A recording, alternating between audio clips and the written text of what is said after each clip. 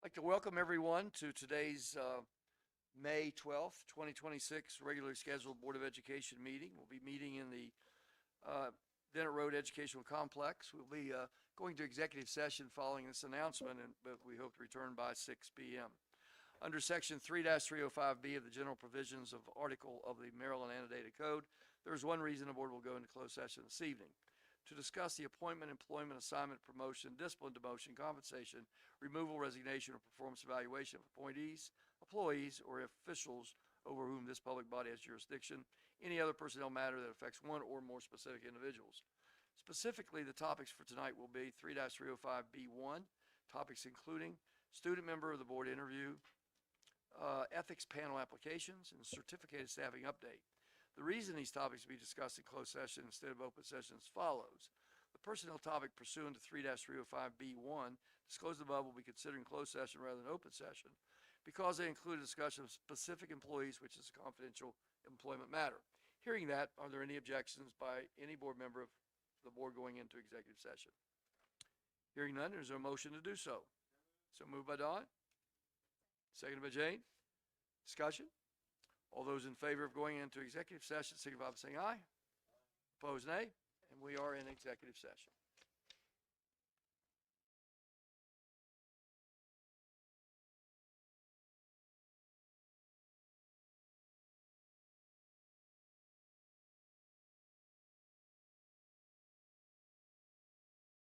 Everyone, I'd like to welcome everyone to our regularly scheduled May board meeting, May the 12th.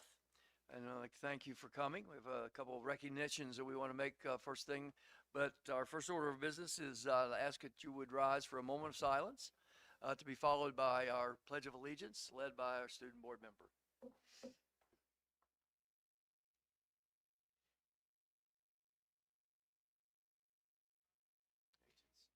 To the flag of the United States of America, and to the republic for which it stands, one nation, under God, indivisible, with liberty and justice for all. Thank you. Take a motion to approve the agenda for the public session. So moved by Don. Seconded by Sadie. We'll say Ms. Liller could not be with us. She had a prior meeting she had to attend, and she is on the phone, so she will be following along and obviously interacting with us. There is a motion on the floor to accept the approval of the agenda for public session. All those in favor signify by saying aye. Opposed, nay. The approval of the consent agenda, it's an action item. I'll take a motion for such. So moved. So moved by Rodney. Second. Seconded by Jane. All those in favor of the approval of the consent agenda signify by saying aye. Aye. Opposed, nay. And it is unanimous. As we have been doing for the past number of months now, closed session summaries and announcements are on our board website, and certainly encourage you to look at the website if you have questions or to see some of the most recent actions that the board has taken. Our first recognition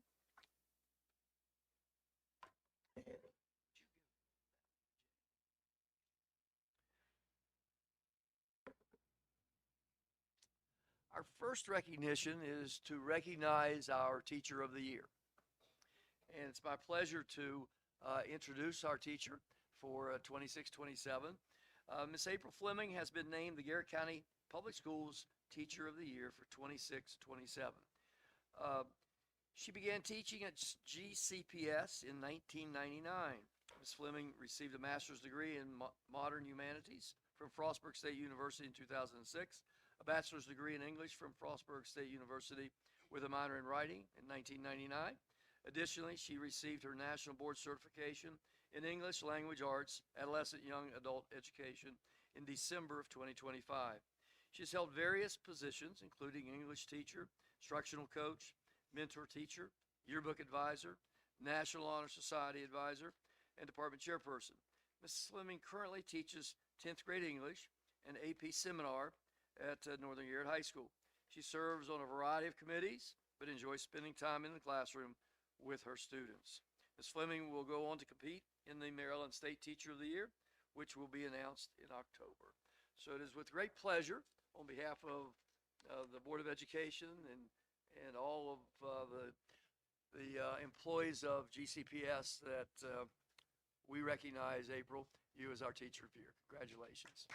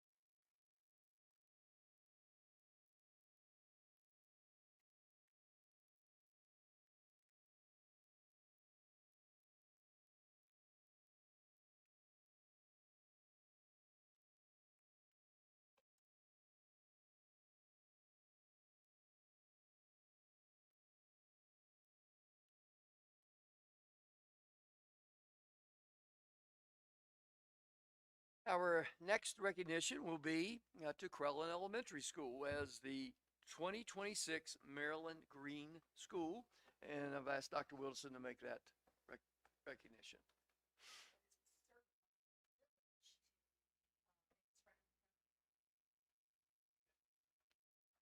There we go. To recognize Maryland Green School Sustainable Silver Award to Crellin Elementary School.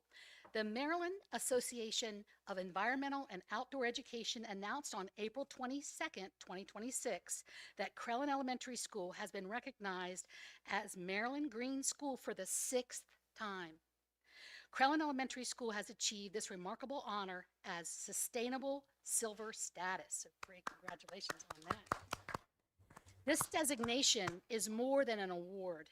It's a powerful reflection of the entire school community. It's commitment to environmental literacy and literacy itself. Students, staff, and partners have come together to create lasting change and to impact of their work that will be felt for years to come. To recognize this milestone, Crellin Elementary School will receive official citations and a new plate for their commemorative plaque, symbols, and of their great accomplishments that they so proudly showcase. These will be presented at the Youth Summit on May 28, 2026 at Sandy Point State Park in Annapolis. So congratulations, Crellin Elementary School and community.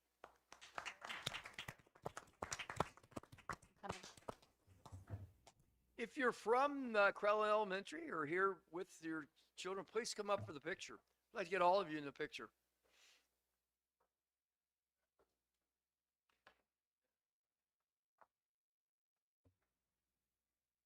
Yeah.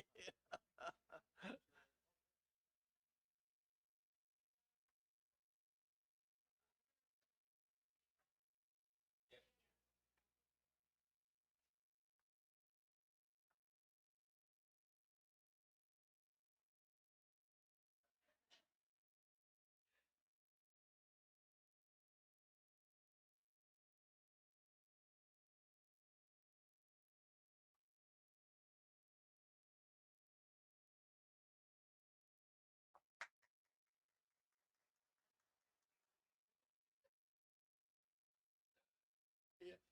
Well, it's a done deal now, so you could.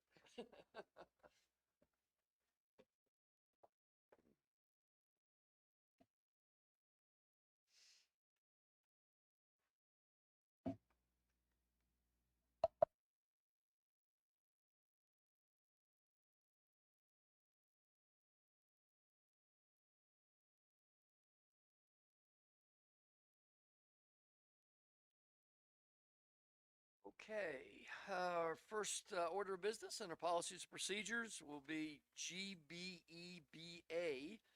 Code of Conduct Policy and Procedure, which is a revision. And Ms. Miller will make that presentation.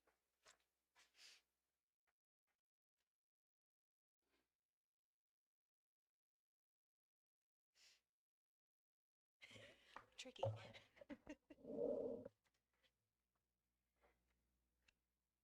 This evening, I will be presenting to you the policy. It is updated to meet our policy format.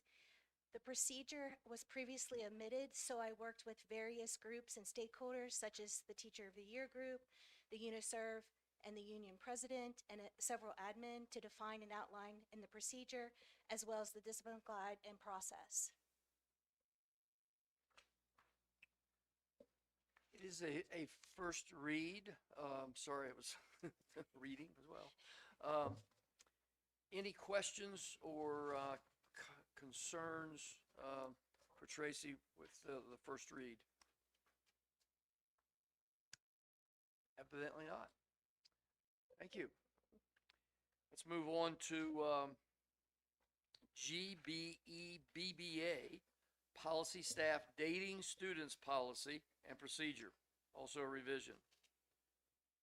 Yes, this was a policy that was updated to meet the policy format. And then in our procedure, we are updating to include grooming behaviors.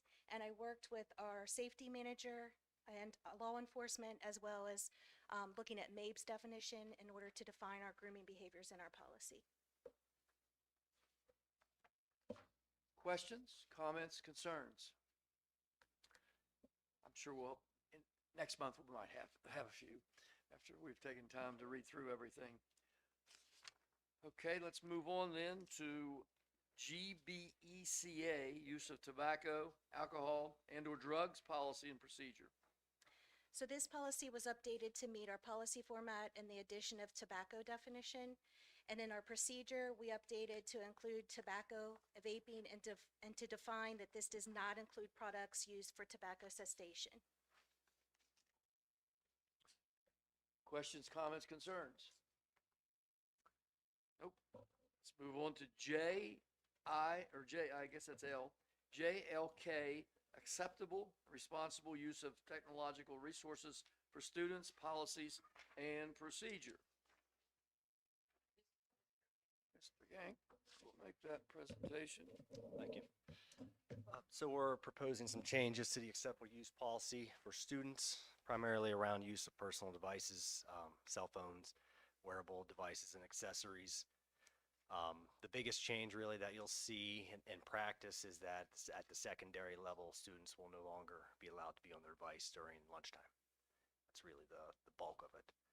We also tightened up some language on other bits, but mostly formalities. So.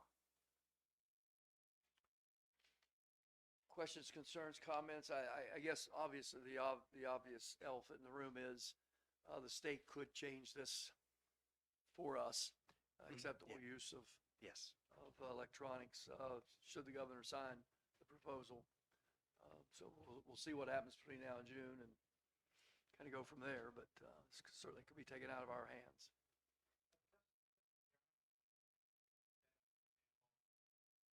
Yeah, we believe so.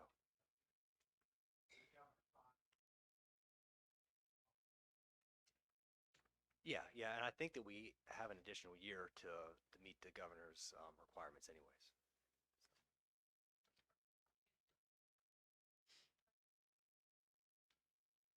Wait till Thursday. There you go. I believe I'm correct in saying this, that this will also support, you're going to review the student handbook.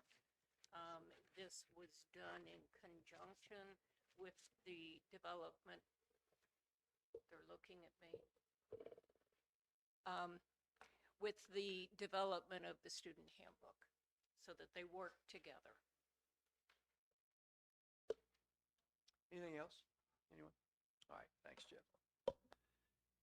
JLCG, School Health, Wellness, Student Nutrition Policies and Procedure, also revision.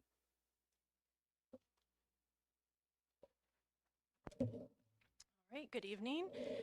So the primary goal here with this procedure is to get our policy and procedure in line with the triennial assessment report that we obtain from the state every 3 years. And basically what we're doing is combining this policy and procedure with policy and procedure BDFA, which establishes the wellness committee.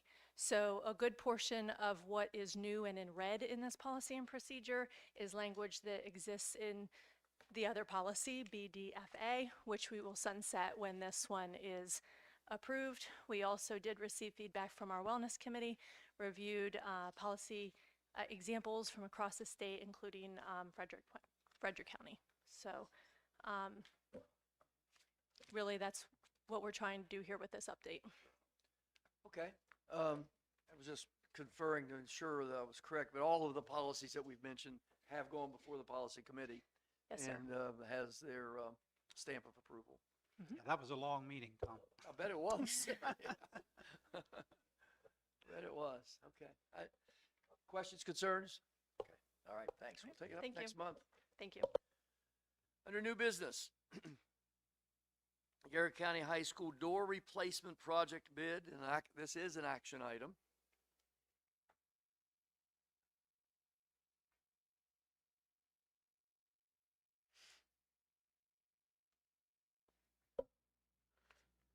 Good evening. This is for the replacement of several doors at Northern Garrett High School. We received a safety and security grant in the amount of $200,000 for the purpose of replacing some doors at Northern. We advertised an RFP. Only one bid was received, and that was from Carl Belt Incorporated in the amount of $204,600. Again, the grant's for $200,000. The remaining $4,600 would come out of the maintenance budget. Superintendent, do you have a recommendation? My recommendation is to approve the recommended vendor, Carl Belt Incorporated, to complete the interior and exterior door project at Northern Garrett High School for $204,600. Okay, superintendent has made a recommendation that we accept a bid from Carl Belt Incorporated for $204,600 for door replacement at Northern High School. Is there a motion? So moved by Don. Second by Jane. Discussion, questions? Yes. So was this a safety thing or a maintenance thing? Did they wear out or were they need to be replaced for safety issues? They were wearing down to the point where they were creating some safety concerns, and that's why they qualified for the safety and security grant. Are they interior or exterior? There is a mix. Okay, thank you. Other questions, concerns?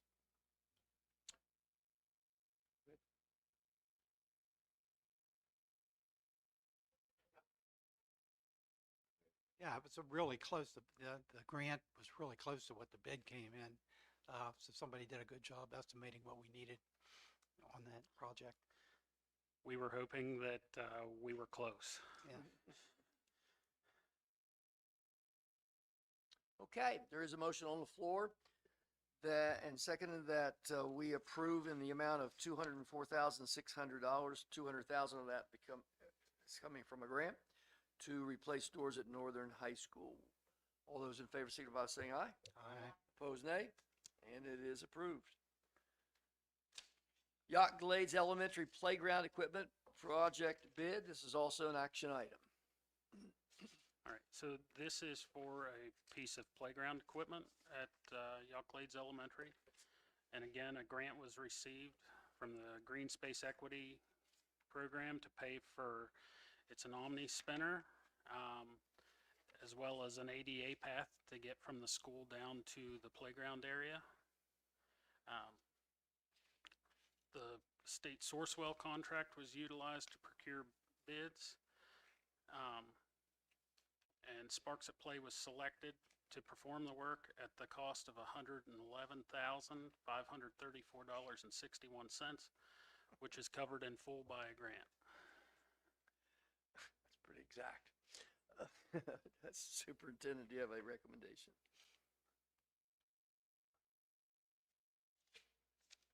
My recommendation is to approve the recommended vendor, Sparks at Play, to complete the work as presented at Jock Glades Elementary School for $111,534.61.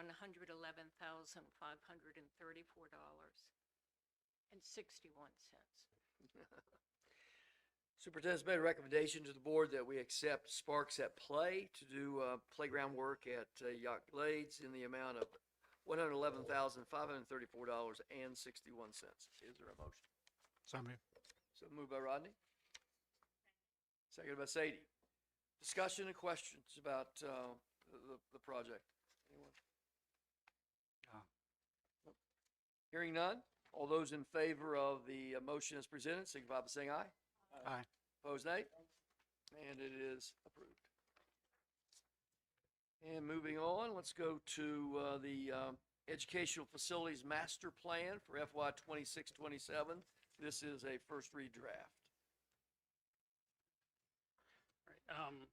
Again, for this year, all changes from last year to this year are shown in red throughout the document. Most of the changes that you'll see in there are related to the new Broadford School building, Southern Middle School, and the previous Broadford Elementary. Those pages were removed at the direction of the IAC.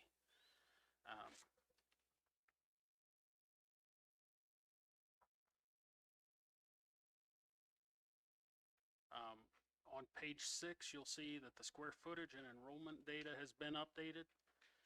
Community schools and Judy Center space cannot be factored into the facility utilization percentage, but that topic is being discussed with the IAC.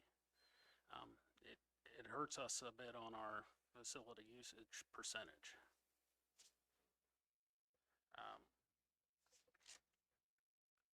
One new announcement, the Friendsville chiller replacement has been added to the site evaluation sheet. That was actually on our CIP for 27-28. But looking at the initiatives of Maryland Energy Administration, it ranked high. So we went ahead and put in for funds this year, and we've received confirmation that we've been approved, but we're waiting on the actual grant agreement to come into place.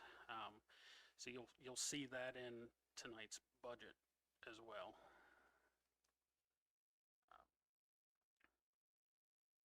One thing new for Swan Meadow is I did add that there's a potential replacement needed of the boiler at Swan Meadow Elementary, or at Swan Meadow School. It's nearing 30 years of age, but this is more to just put it on our radar as something to look at for any programs that are coming out in the next 5 years or so, to see if there's maybe some energy upgrades we can do there. Also in here is we talked about utilizing the school safety grant that you all just approved for the Northern High School doors. And something else for Northern High School is that the the partial roof replacement will be completed this summer. For Southern Garrett High School, that roof was finished last summer. So that is a new item shown in red on their facility inventory sheet. At Hickory Environmental Center, the tree canopy observation area was added to the facilities inventory, and the square footage of that space was also added to the facility inventory. Getting into the appendix on page 83, those enrollment numbers were updated for all schools. And on page 85, we created a new district boundary map that's a little easier to read and understand.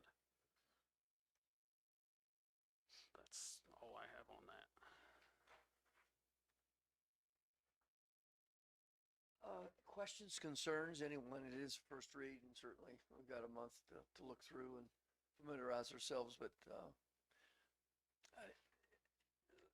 great job. I mean, it's more user-friendly. It's easy to see what's been added, and it makes our job a whole lot quicker and easier than trying to go through and cross-reference what got taken, what got moved. So thank you for that. That's very helpful. Be sure to thank everybody that had a part in doing that, because I know it's a number of people that have to make that happen. Go ahead. There you go. Thank you. You did all that for thank you. I do, Mr. Gluck. Yeah, I just have a quick question. Paul. You have an calculates at 88.32% utilization. Is that with, is that before or after the number of those students moved to Broadford? This is based on the September 30th of last year. Okay, so it's before. Yes, So it'll go down a little bit. yes. Thank you.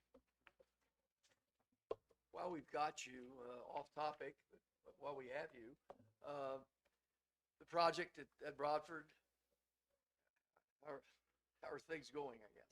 We're in the new building. The move went fantastic. I think better than any of us expected. The auction is complete at the old Broadford Elementary, and they're doing prep work now to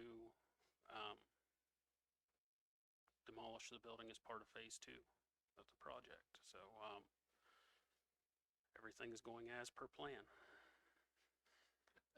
Keep those fingers crossed. Yes. It was very successful. We were very close to the dollar amount that was done in previous years at the middle school, and that surprised us all a bit, because when the middle school was sold, there was a lot of industrial equipment and things like that. There was very little of that with Broadford Elementary, so it was very successful and went to a lot of community groups. They were there to purchase most of the equipment. How much do we realize on that? About 50. 50,000? Good.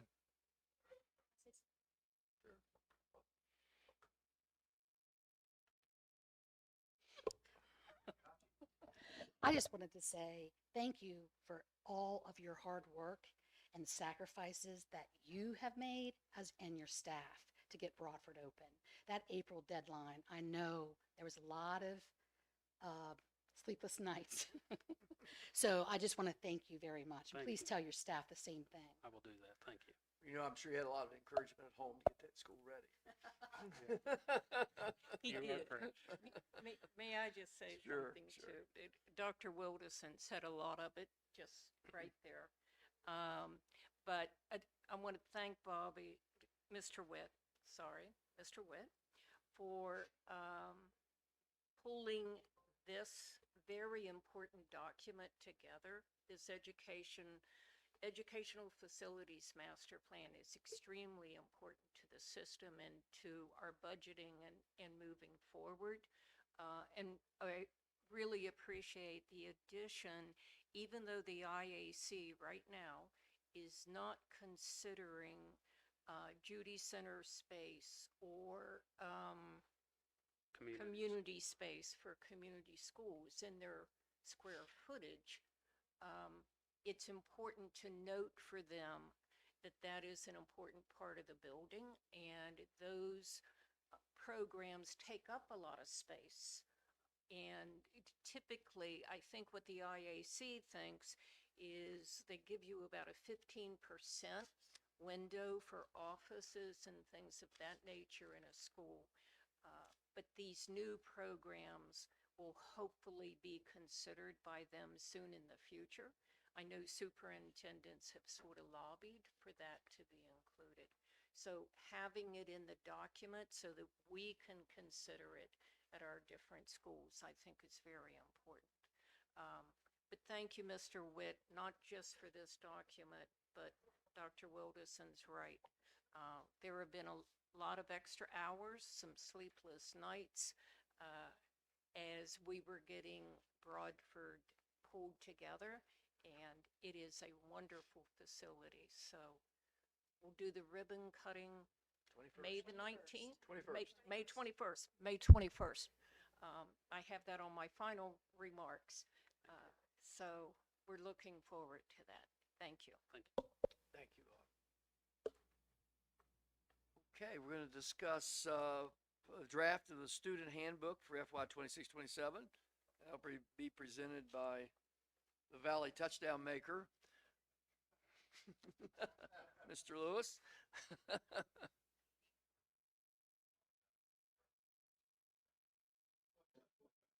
Hey, listen, I have an idea. I still see the back of his jersey.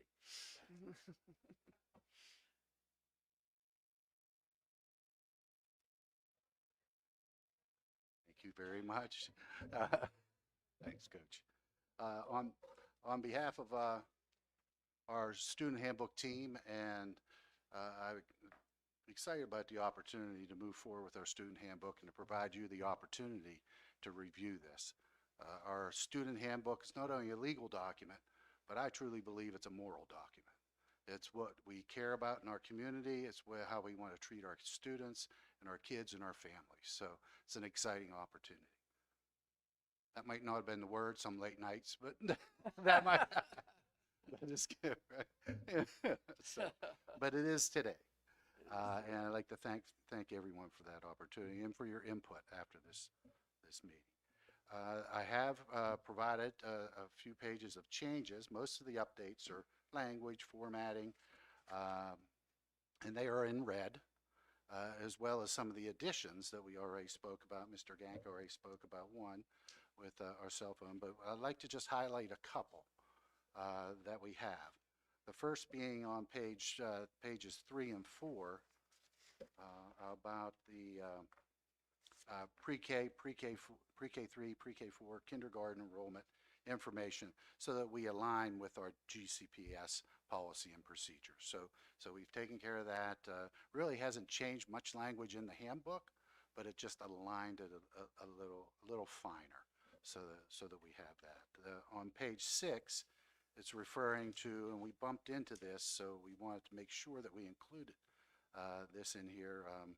As we worked with a lot of members, Ms. Ashby, Dr. Mangus, we worked with all folks, Mr. Germain, as we looked at very specific pieces here. And the one about lawful absences related to the student's IEP or 504, that was not allowed, a permissible, a lawful absence in there. It wasn't mentioned. Now, we all knew that it was, but now that it is mentioned, we wanted to be very explicit about that. On page 8, once again, to be able to back up what we see with attendance, and that have the COMAR and the GCPS citations that would support the denial of credit for work and assignments missed due to unlawful absences. Prior to this, so to be able to have that reference, I think, is important to be able to come back to, because I know as a principal, then people would say, well, why can you do that, or how can you do that? And if it's already in front of them in the student handbook, they know why, that there are provisions for that. That's good. Pages 16 and 17, school nurses.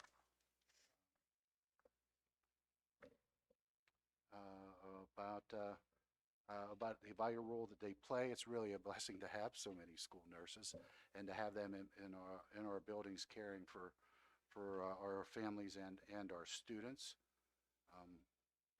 And it is about the access then to the student telehealth policy, which is, I believe, we rolled out this year, Dr. Mehmet. So we rolled out this year to be able to do that. Now, there are some caveats to that as they go in there. So, for example, it's not like with the health department. The health department is one of our partners. We have an MOU, so we can provide them easy access to the students. We already have a release of information with their parents. All those things are in place. But so, for example, our new provider this year, one of them is Charlie Health, and Charlie Health can do a lot of telehealth. And within the policy, as you'll read, there are some things that that the student and parent have to provide, such as they cannot use one of our devices. So it has to be one of their, a laptop from home, for example. And a parent always has to be within, to be able to get there in time in case something were to happen, because they are going through counseling at that. So they refer to it as, quote, the waiting room. We don't have a waiting room, but we do have, our parents all have access to be able to be there or around. And I know of one student we've had already he hasn't actually had a session yet, but we got everything else in play. Mr. Gank and his staff have helped us with the providing their laptop to make sure that it is that it will defend against malicious software attacks or anything like that. I know I'm not explaining that right, Mr. Gank, but I know you took care of it. So we have that. So we're really excited about providing those opportunities, because guess what? When they have those opportunities, they're in school. So that's really important. Page 21, with the use of possession of tobacco, we added that so that it'd be more inclusive to this ever-changing landscape of devices that we're beginning to see. I'm sure we all have seen many different, I've seen them, they look like magic markers, they look like USB hubs, they look, I mean, a wide gambit of devices that are out there. So we didn't want to hold ourselves to be too specific, and we want to then open that language up to say, but not limited to, so that we had that. Page 23, with the school bus and students, and worked with Mr. Bray on this, and the DSS regulation for that is that no student under the age of 8 can be alone. So that's where that flows from. I was really interested in seeing where that came from, because it's not necessarily in our policy and procedure, but that's a DSS policy. So where we take that then in GCPS is to be able to say any age, and I updated the citation so that we have that in play as well. And what that really means, I wish they would have said 7 years old and younger, but they say under 8 years of age, so that we have that as well. And that's just a citation. We do have, ours would say young children, for example. So we just want to, yes, sir. Yeah, does it mention what to do if there's no parent there? In I the, mean, what's going to happen? in the policy, they return to the school, and at that point, they try to contact the parent or guardian to be able to then make arrangements to come there and pick them up, or make arrangements, I guess, to drop them off. But yes, sir, I know what that's going to happen, but is that in the handbook that that's going to happen? the student handbook. No, sir, it's reference kind of to the Okay. policy, but I can include that, a more all right. explicit piece with that. So, no, I agree. More explicit, better for me. Yeah, it might be good if the parents knew that. Yep. That's what's going to happen if they're not there to pick up their kid. I think it's a very good point. Yep. Thank you. On page 24 is the personal electronics to reflect the Maryland Phone-Free Schools Act, and Mr. Gank has referenced that and talked about that. And I'd just like to say, just like Mr. Gank shared, you know, it's just a natural progression here. Our schools have already done a great job watching out for students' mental health by limiting the amount of time and opportunities they have to use their phone. And this is just a nice natural progression, next step, to be able to do that, because all they lose now are those lunch times and others. So it's not as draconian as you may read about. It's really just a national next step. And as Mr. Gank shared, you know, come time to be compliant, we're already be compliant. Other counties have already done that, Baltimore City, Baltimore County, others have done that as well, to be able to go, because everybody's beginning to recognize the dangers of extensive cell phone use. So we'll see. And mental health, this being Mental Health Month, I think is a good opportunity to share that. Student expression language. The student expression language, and Dr. Miller and I tried to find this where it was ever passed by the Maryland State Board, and we could not.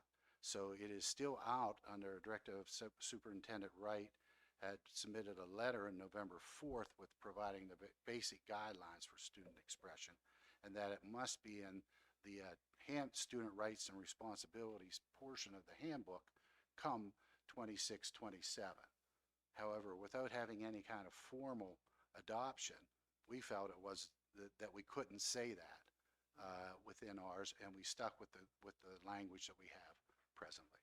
So we didn't change that, but come whenever they choose then to adopt that, then we will do that via reference and social media posts and take care of it that way. All right, and then the pages 38 and 39, just looking at multi-tiered system of supports. That's one of the part of the pedagogy that we're moving forward with here, and why then throughout the document you see response to interventions, those RTIs are withdrawn, and we're including MTS, multi-tiered systems of support, PBIS, that we have those in play to be able to then become more of an interventionist with behavior rather than consequential, so to prevent some of those. Pages 66 through 69, we changed the language because we have the great opportunity where students receive free breakfast and lunch. So we made sure that the language then became part of our student handbook. And last, for the student handbook acknowledgement form was updated to include the new website address for the wellness policy, and a few dates were also updated. But the wellness policy has to be pushed out annually. So it will probably remain as part of that by reference to that policy that Dr. Miller spoke to.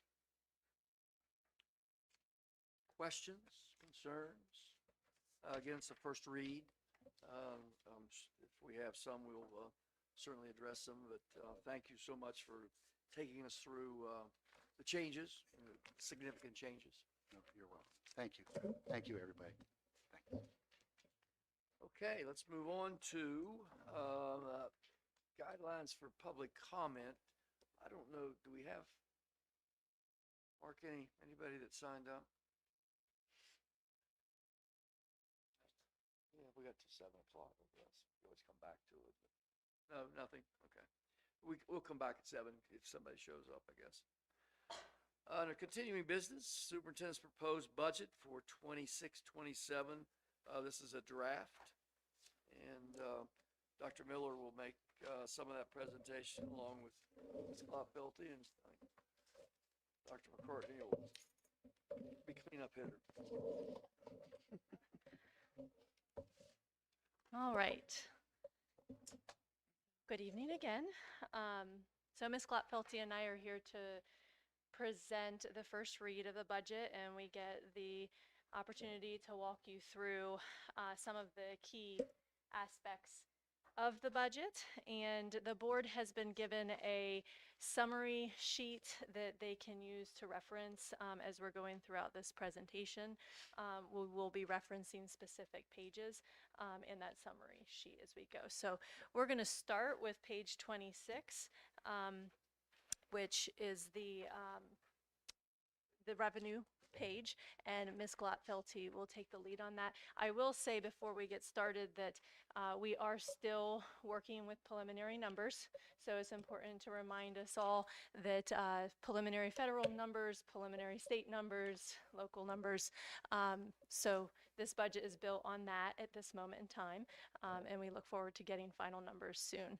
But with that, I'll turn it over to Ms. Klopfelte to start. Good evening, everyone. So I'm going to start on page 26. This outlines the unrestricted estimated revenue for fiscal 27. I do want to just highlight some high-level items. The pre-K funding was the largest increase in the blueprint funding under the state share as well as the local share. I also would like to highlight the budget does include a $1.5 million request from the Garrett County Commissioners. Also like to highlight on this page that we will be in $2 million of fund balance in the budget. Also, I would just like to caveat different categories, they highly limit the flexibility in spending. The pre-K spending obviously is the largest increase, and it's silent to the pre-K expenditures. So the next page, yes. Another key piece that I think would be important to highlight is the hold harmless line that indicates that $1.7 million, I believe that's the disparity grant that we received last year. And you can see that that's something that is not continuing into this year, and we had to account for that in the budget. The other thing that I want to make sure the board is aware of when we think about the $2 million in fund balance, we've broken that up into some components. 500,000 of that is generally standard emergency fund that we would expect in our budget. Another 500 is one-time capital requests that we would address through our operating budget rather than asking the commissioners and local government for support in those one-time expenses. And then 1 million in operational. So I think it's important to kind of unpack that 2 million so the board understands. I think it's also important to note too that I think superintendent, everyone that's worked with her has done a great job of saying we lost $1.8 million, but we're only going to ask for 1.5. You know, we'll find a way to make up the difference. Right. And not be greedy about it. And I think certainly the request to the commissioners on behalf of the superintendent's proposed budget is more than reasonable. I mean, we're taking a $300,000 hit to try to be a team player. So. And the next page that I would like to highlight is page 34. So this is the unrestricted budget by category. I just want to highlight 2 areas that had the largest increase would be special education, and this would be due to increased complex student needs of incoming students. And then I would also like to highlight the fixed charges. The increase in that is mostly driven by the 9.2% increase in insurance, and also the accompanying fixed charges increase from the salaries, and also a small increase in the retirement for the employer side as well. The next page that I would like to highlight is page 36. This is the unrestricted expenditures by object. I want to just highlight the supplies and materials. The instructional materials actually decreased. This was according to the master textbook resource renewal.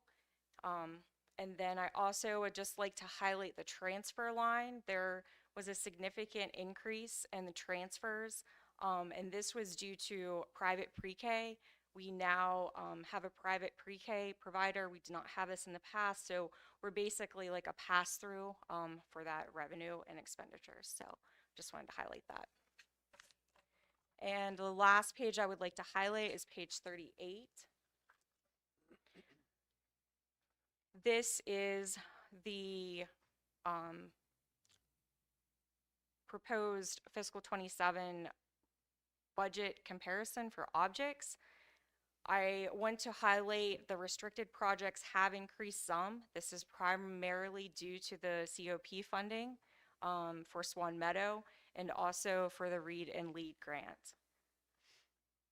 There also was a decrease in the school construction cost. This is mostly due to the Broadford construction wrapping up on that school as we enter phase 2. So that is pretty much the high level. I do also want to just caveat that the school allocations that we provided to the schools were pretty much flat for this year. So they did not receive any additional funding at the school level. And when we made that decision, we did do an analysis of spending and felt that that was an appropriate course of action to continue with the same funding year over year for the school allocations. So if we go back in the budget and look at page number 5, this page really gives a high-level overview of the initiatives. I don't think anything on this page is going to necessarily be surprising.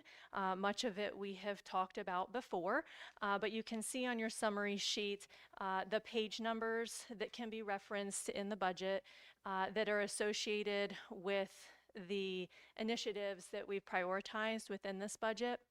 So when you're looking at the left-hand side of this page with the highlighted instructional programs, the summer programming, instructional materials, those are all evidenced in this budget on the respective pages, as is the special education components with the increase in non-public and contracted services.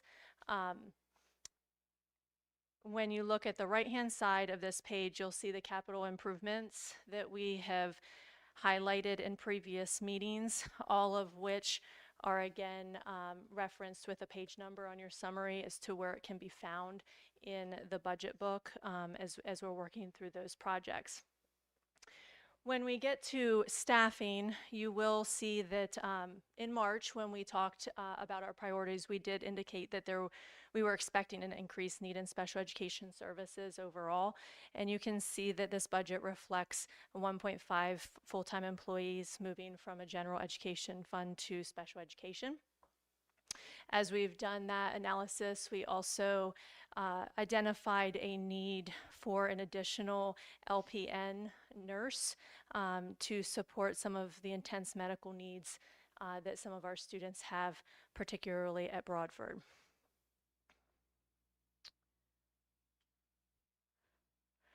You'll also notice and heard earlier from Ms. Glotfelty that we are anticipating Swan Meadow being a community school, and so within this budget it accounts for a full-time community specialist and a full-time nurse at Swan Meadow to be in compliance with that funding.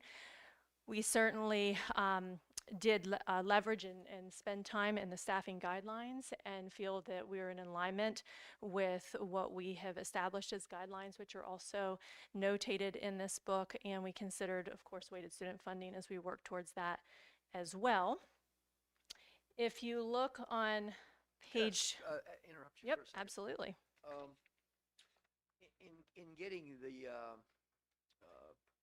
community school for Swan Meadow, and we get the specialist and the nurse through that, how long is that paid for through the blueprint?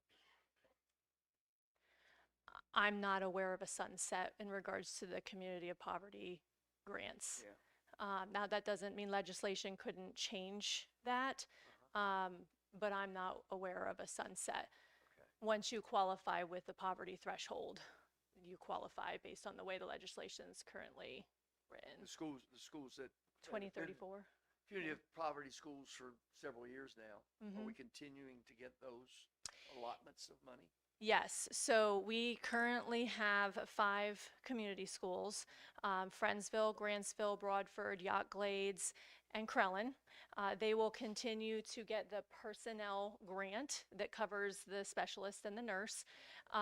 All 5 of those schools will get that, as well as we're anticipating Swan Meadow. And then the schools that are in year 2, so those 4 of those 5 that I referenced are in year 2. Yacht Glades is in year 3. They will be eligible for a per pupil grant allocation. So they'll get some additional money to spend.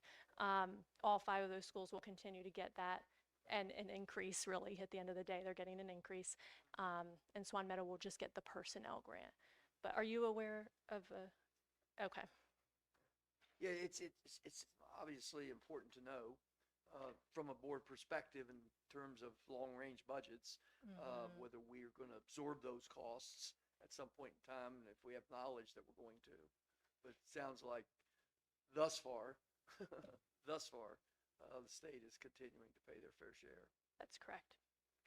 Also, the last thing, it's important to note, I think it's important to note that this budget also indicates that we're gonna lose 5 positions. Yep, I'm going to get to that. Okay. So yes, you're absolutely right. I wanted to draw your attention to enrollment first because we did make some adjustments to staffing based on that enrollment. And so on page 13, you'll see a summary of current enrollment. We did do an analysis, well, I shouldn't say current enrollment. Let me clarify. This summary is as of September 30th, which is our September 30 count. That's the official count that goes to the state. What we did was we looked at the exiting senior class. We looked at the incoming students that will be coming, that we're projecting to come in through our enrollment in pre-K and kindergarten. And we are anticipating approximately 80 students fewer going into next year. That is consistent with Maryland Department of Planning projection numbers. They are also projecting that our kindergarten class we should be expecting it to come in with fewer students than what we typically have. They are also expecting and projecting a rebound for the following year. So wanted to draw attention to that. And in doing so, in March, we had talked about the potential, well, we were looking at projection of an administrator and 2 teaching positions is what we talked about in March. You will see that this budget is built on a reduction of 5 non-special education positions, 1 of which is an administrator, 4 of which are other staff.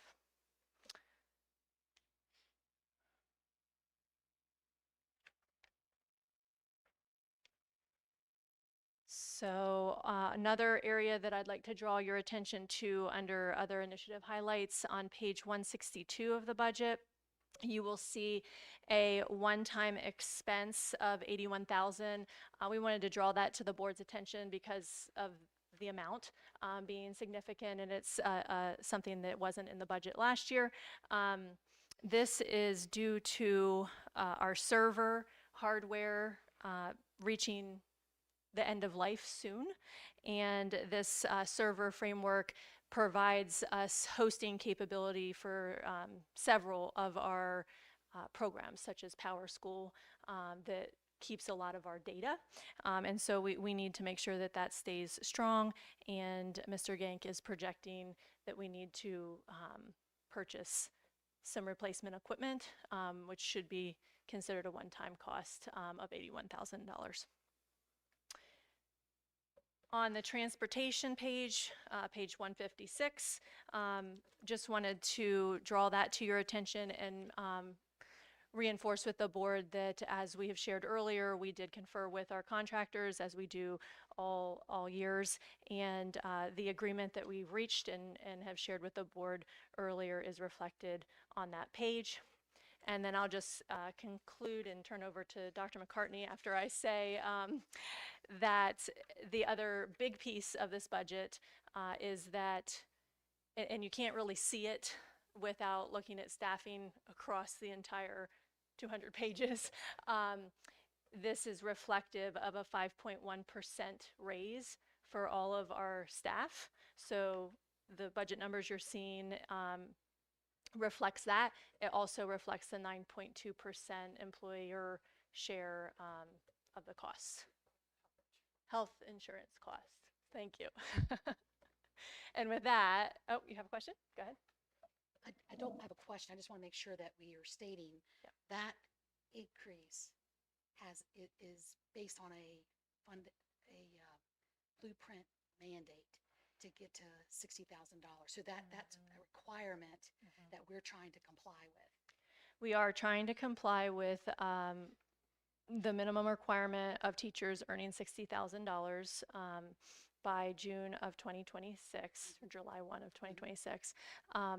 We also, this budget honors the negotiated agreement that we came to an agreement to with our unions 2 years ago, because we're coming into the 3rd year of that agreement. We did reach a 3-year agreement. Next year is the last of that 3 years, and this budget honors that.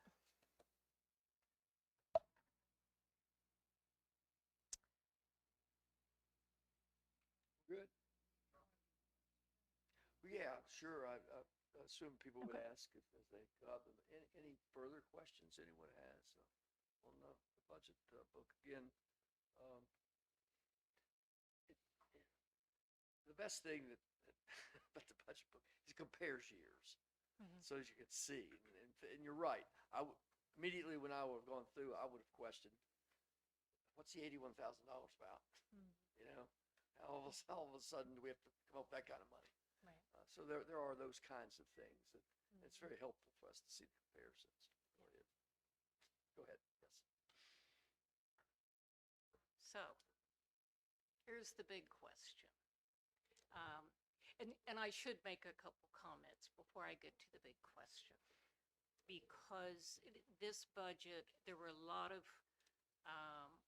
staff members who inputted, and thank all of you who are sitting there for giving input into the development of this budget.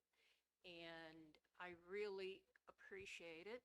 The leadership and input from both Mrs. Glodfeldy and Dr. Miller as we were pulling together the budget for fiscal year 27. So thank you very much for that. The other comment that I will make is this budget is established with the expectation, including our request of the local government, the county commissioners, for an additional $1.5 million beyond what the state requires the commissioners to give us to award the school system. We needed to do that because we lost $1.8 million when a disparity grant was not a part of the legislative session and a part of the budget. So in many ways, while the budget does include a raise for our staff, which in my mind, they have earned that raise, deserve that raise, that's a part of the budget. The loss of that 1.8 million really made us delve into the budget very deeply, look at our staffing, following our staffing guidelines, and we came to the conclusion that we need, in order to provide for our students, we need the addition of the $1.8 million. So the question becomes, what if we don't get it? What if our funding partners decide that they can't fund that 1.5 million? What will happen in the school system? What will happen is we will continue to operate. We will continue to do our best to serve our students, but we would be doing it under duress. $1.5 million is equivalent to equivalent to at least 15 positions. We have combed this budget. There is very little, no room for us to really eliminate anything and serve our students well. So the 1.5 million is needed to help replace that 1.8 that we lost. We are trying our best as a system to do what we can to work with our partners. So we did dip into our fund balance and took on some capital projects that in past years we might have asked the commissioners to fund. But our fund balance really should be used as much as possible to fund one-time expenses. That's what that should be used for.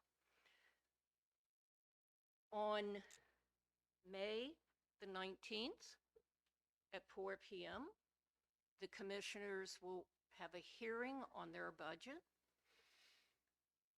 I know Dr. Miller and I will be attending that hearing. I would urge any board members to attend that. We will hear at that hearing what is awarded to the school system.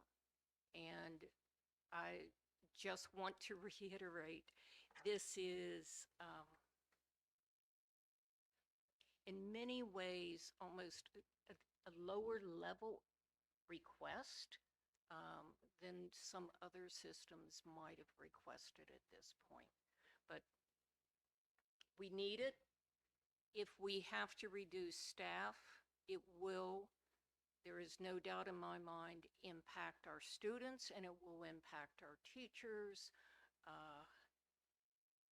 as we go forward. So. And I'll say one more thing, sorry. You're good. If we could have done it without the 1.5 million, we would not be presenting a budget tonight that relies on the 1.5 million. We're asking for it because it's needed in this operational budget. I think it's also important to point out, Dr. McCartney, that at least my 10 years that I've been on the Board of Education, we've only asked for maintenance of effort. We've never asked for a large amount of money beyond maintenance of effort. We've accepted what the state says that the county should give to us, and we've made it work. Well, you know, this year the rules got changed. We were expecting 1.8 million from the state, and we didn't get that. So, you know, we have to in some way ask our partners to help out, which we, again, have not done for 10 years at least I've been on this Board of Education. This is the first time, hopefully the last time. Maybe things will come from the state better next year. We don't know. We'll worry about next year. But right now, we desperately need that money to make everything work for the school system. Anybody else?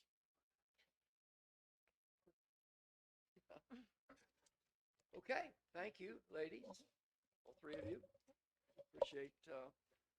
Appreciate all the work that went into that book.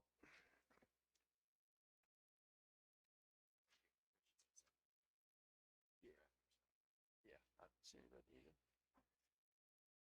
It looks like we have no comment. I don't think there were any names that were placed there, so we'll move on to the revision of the school calendar FY 26-27.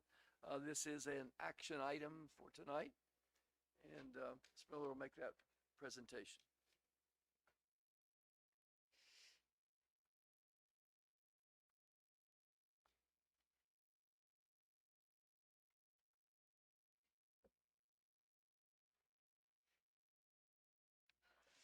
I need a lesson on the microphone. I'm here this evening to request adjustments to the 26-27 approved school calendar. On March 24th, the Maryland State Board of Education issued Resolution 2601 on school calendar planning and inclement weather makeup days. Then on April 16th, the State Board of Education provided the 26-27 other calendar guidance documents. Both documents state that districts must demonstrate sufficient effort through calendar planning and modification, incorporating the provisions outlined as a prerequisite to the state's board's consideration of a waiver request. Included in each MSD document, the guidance makeup days, the resolution 2601 includes emphasis that inclement weather and natural civil disaster makeup days not be identified after the last day of school established in the adopted calendar. The 26-27 other school guidance document states all identified inclement weather makeup days should be clearly identified in the calendar so that all stakeholders understand the potential makeup days. Identified makeup days do not need to fall at the end of the school calendar and can be clearly embedded throughout the calendar. Currently, the approved 26-27 school calendar designates specific days to be used as makeup days in the event of inclement weather or emergency closures. The following days were identified: February 15th, President's Day; March 29th, Easter Monday; and Friday, June 4th, which is after the adopted school calendar, as the last day for students was scheduled for Thursday, June 3rd. The calendar committee reconvened on April 30th to review the Resolution 2601 and the new related calendar guidelines. The committee recommends that the board approve the following revisions to the 26-27 school calendar to meet the requirements. To designate Tuesday, March 30th, the day after Easter Monday, as a non-school day and identified as a possible full instructional day, scheduled June 3rd.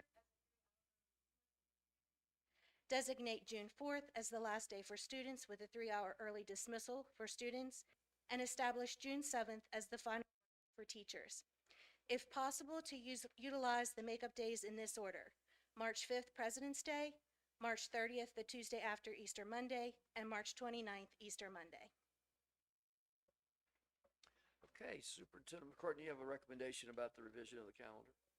I do. My recommendation is to approve the revised calendar for school year 26-27 as just presented by Mrs. Miller. Okay. Superintendent's asking us to change our calendar, a revision of the calendar for 26-27 with a revision of inclement weather days that the committee is proposing. So is there a motion as such? So moved. So moved by Jane, Second. second by Rodney. Discussion. Yeah, I was on the committee or as an ad hoc person. It was pretty much unanimous that we throw that Tuesday after Easter in as the first day that we would use.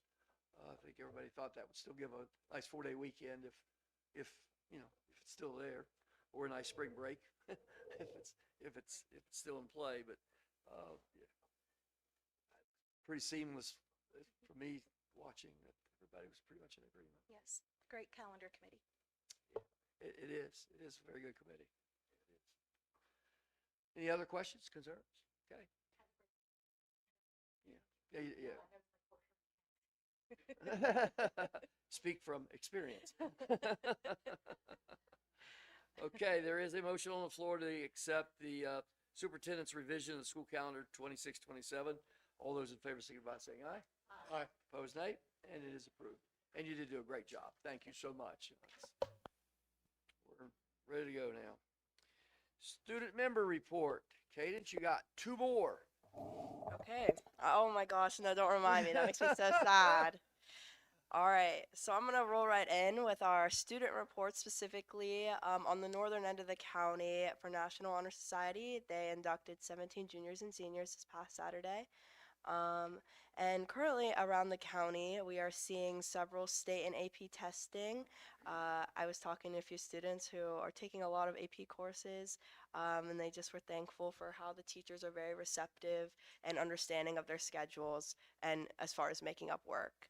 The Northern High School JROTC, they got out into the community and they were doing some preservation work on a monument honoring a crew of a B-52 aircraft in 1964. So that was amazing to hear about.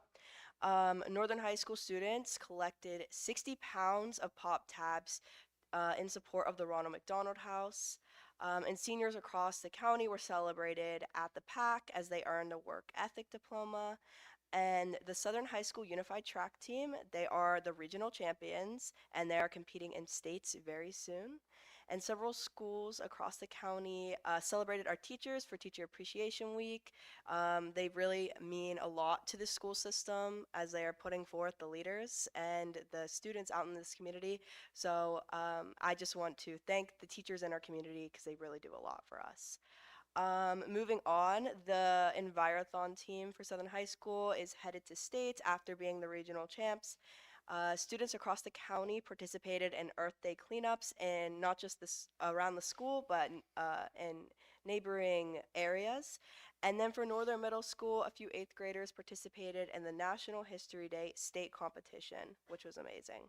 moving on, for the student member initiatives, this past month, as you all know, the state student member of the board paid the northern area schools a much needed visit. And I know that someone in the audience here today got to meet with him, and he is just a great person, and he is in love with Garrett County. And I am hopeful that his successor will be up here to Western Maryland. Just a few notes. I'm going to try not to steal Dr. McCartney's thunder this time. But the Northern High School will be having their torch run on May 22nd, and Southern High School will be having theirs May 29th. This is a great opportunity to support Garrett County Special Olympics and our unified sports. And then the Northern Complex, they will be having a concert on May 19th at the Performing Arts Center. And that is all I have. Okay. Super. Questions for Cadence? Comments? Well, Cadence, you only have one more after tonight. So it might be appropriate to introduce your successor, since we have voted affirmatively. So you want the honors? Yes, I do. So it is my honor to announce to the public and to all of you in attendance that the next student member of the Garrett County Board of Education is going to be Miss Elizabeth Jackson, a sophomore at Northern Garrett High School. I'm really happy that she took interest in the role, and I have no doubt that she will do an amazing job. And I am proud to just be friends with her. So I know that you all will treat her kindly, and she will do amazing in the role. So congratulations, Ellie.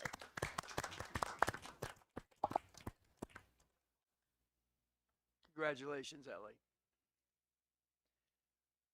Okay, board member updates. We were able to go to the treetop ceremony for the treetop classroom ribbon cutting. And it was really nice. A number of us went, and it's an amazing accomplishment, which I'm sure the kids are going to absolutely love. I think it's a great addition, and I think Garrett County is pretty blessed to have this. And the second thing that I have is I went to the work ethic program graduation. What a great group of youth to go through that program.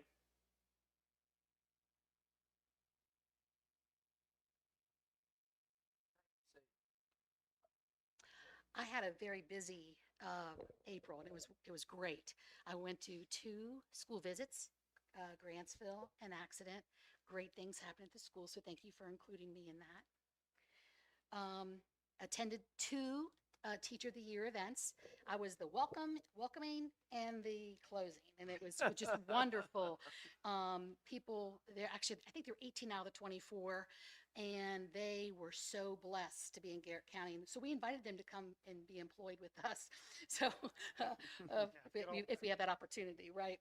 Mr. Gloffeld and I attended a very active May legislative committee. Thank you for recommending me for that. That was an honor to serve in that capacity.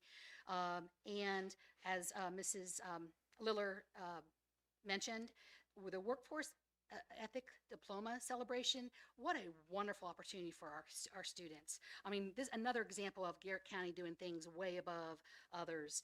And then the Hickory Canopy celebration. So I look forward to all the May events. I know our calendar's very packed. I'm looking forward to that. So. Yeah, speaking of legislation, if anybody's interested in the legislation that passed this year that really directly affects school systems, I'd recommend going to the MABE website. That's Maryland Association of Board of Ed. Go under advocacy, and you can click on a list of all the bills that might impact us next year. Very informative. It's sort of apropos. Mr. Wolf and I are going to be attending the next Blueprint Legislative Leadership meeting, and the topic this month is budgets. So maybe we'll learn something. Anything else? Anyone? Okay. Your next to last presentation, Superintendent. So I'm going to try not to be too repetitive, but I'm going to repeat a little here and there. Last week, we did host the Teachers of the Year from across Maryland. They visited Garrett County for their annual retreat. They visited different attractions and establishments throughout the county. And our Teacher of the Year, the famous Mrs. Laura Witt, was among those that participated in those events. And this annual retreat provides all teachers with an opportunity to collaborate with their colleagues, to explore and get to know Garrett County a little bit, to recharge before heading back home, and to fill out applications to work in Garrett County as one of the best systems in the state. There are some reminders I would like to note. There were quite a few, as a matter of fact. May 21st is a Staff Development Day, with students being dismissed 3 hours early. This is also the same day that we will hold a ribbon cutting ceremony at our new Broadford School. This special event will start at 4:30 p.m. After the ribbon cutting, we're certainly open to the public throughout, and we'll have a couple hours for people to be able to tour the building with our students guiding those tours. We'll have some light refreshments. We'll hear the 6th grade band play, and we also have some 6th grade cheerleaders that will be entertaining us in the gymnasium. So we really do urge anyone in the public who wants to see the school to come to this event, as we see this as a major community accomplishment. May 25th is Memorial Day, and we'll all be off for that day. May 26th is the last day for our seniors to attend school, because on May the 30th at the Agricultural Hall at the Garrett County Fairgrounds, we will hold our graduation ceremonies. Southern High is scheduled for 10 a.m., and then Northern Highs will start at 2 p.m. June 4th is a 3-hour early dismissal for our students. June the 5th, last day for students with a 3-hour early dismissal. And then June the 9th will be the last day for our teaching staff. I'll close by stating again, as I mentioned earlier, as we were going over our budget for next fiscal year, an important date for the school system is the local government budget hearing, which is scheduled for May the 19th at 4 p.m. And we are very hopeful that we will have community and commissioner support for the increase needed to fund our excellent school system. Thank you. Isn't the 21st also the white coat ceremony, Paul? Yes. Yeah, Oh, thought- yes, yeah, thought it was, is. What time is that? yeah. 6:30? 6:30. Yes, thank you. Okay, anything else? Take a motion to adjourn. So moved by Jane. Save it on. All those in favor signify by saying aye. Opposed, nay. We are adjourned.